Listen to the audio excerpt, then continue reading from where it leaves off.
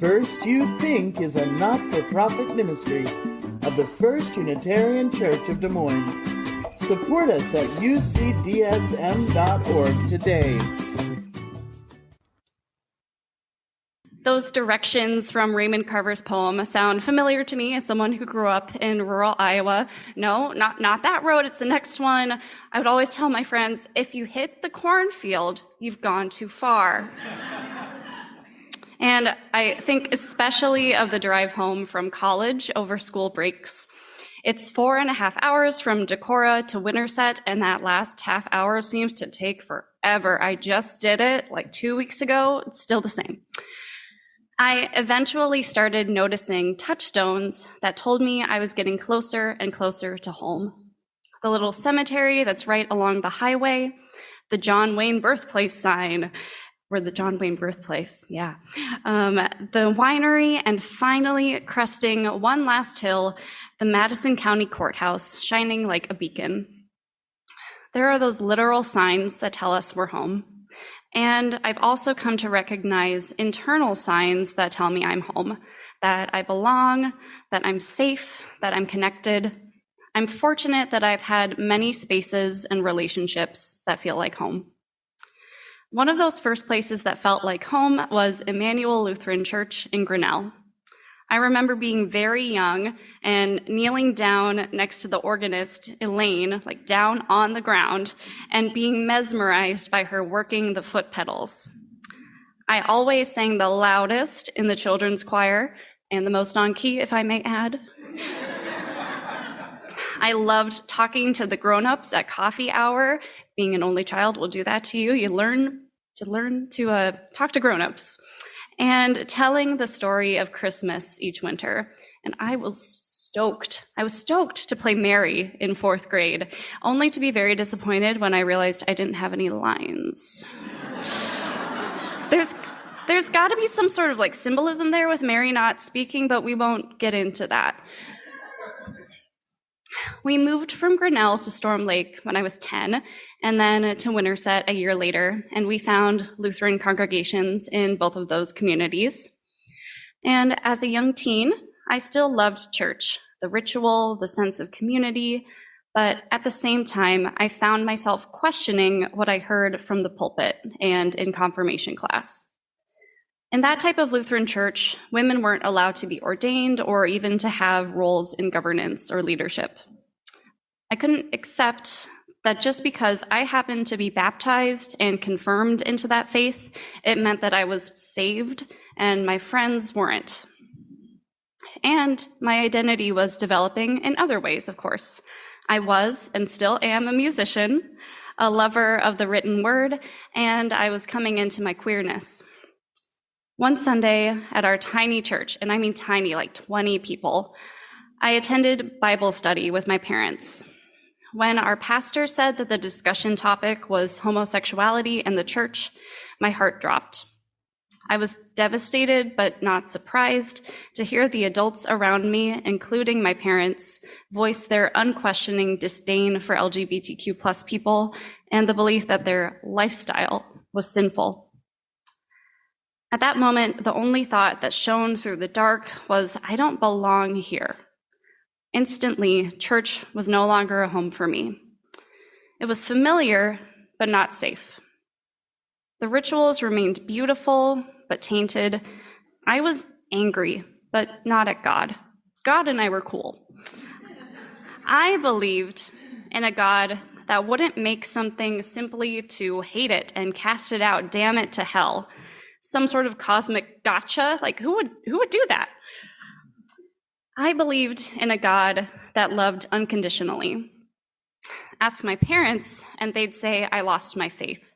But in reality, I lost my sense of safety in spiritual and religious places. Luckily, I found other places to call home. The places I felt like I most belonged and indeed felt closest to God and spirituality were in queer and musical spaces.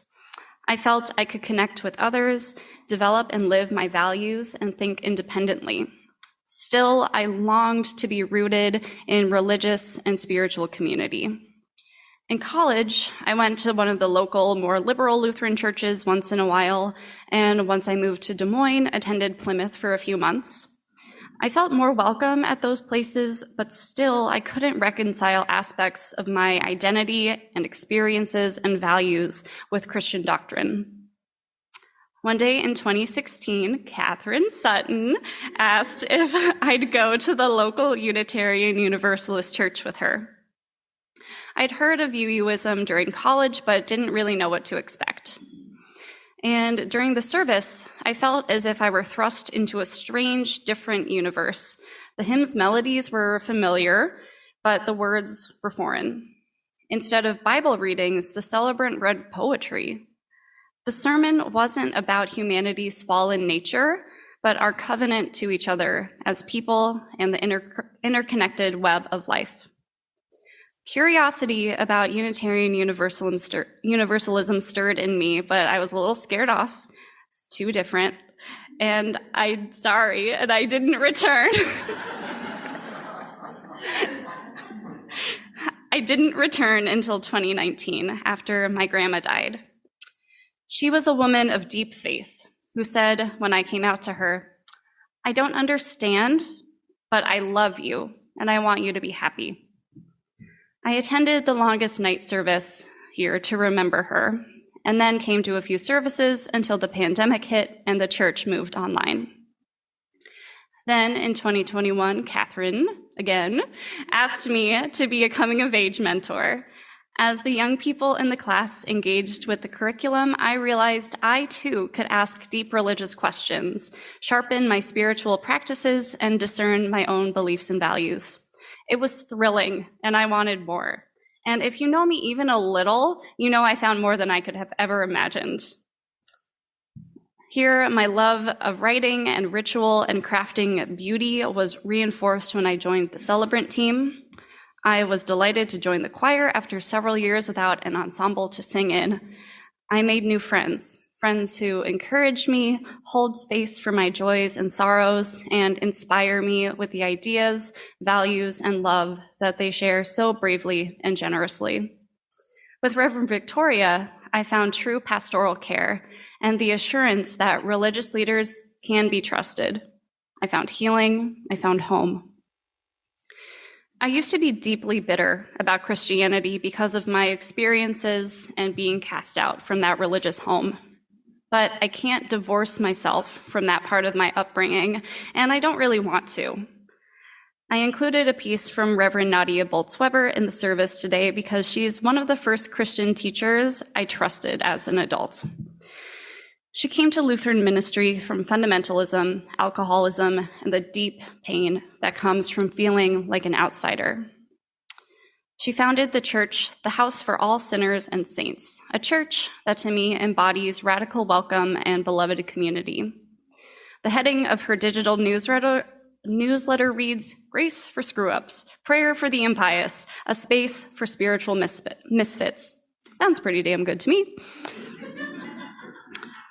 Her riff on the Lord's Prayer cuts to the heart of my inner spiritual monologue, a strange amalgam of scripture, humanism, and the trust that there is something or someone somewhere that created us with the capacity to do immense good in the world. Good we can do if only we get out of our own way, if we eschew complacency and complicity and the folly that we know what lies in the hearts of those who we call enemy. If we do as this church's mission calls us to do, to grow ethically and spiritually, love radically, and serve justly. For so many years, I wanted so badly to just belong. During one of the first of many deep conversations I had with Reverend Victoria, she told me, "Elliot, you're a church person." I really resisted that at first. But as I got more involved here and allowed myself to be the church person that I am, that longing for belonging blossomed into something deeper, a call to be grounded in community, intention, connection, and action, and a call to ministry, as it turns out. As I enter seminary this fall, I'm grateful that I'll remain grounded here at First Unitarian, at least for a couple of years. Can't get rid of me that quickly. As I go through the process of becoming a minister, I'll find myself in new houses of worship. I hope that when I enter those spaces and when others enter those spaces, I feel the way I do when I'm here, that I found my way home.